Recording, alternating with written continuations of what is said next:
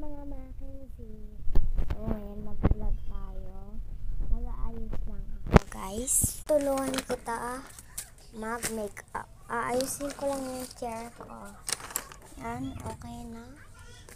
Kukunin ko lang yung makeup ko.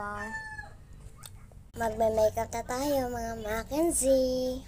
So, i-start natin. Kukunin na lang tayo dito. Pa-foundation muna tayo, guys.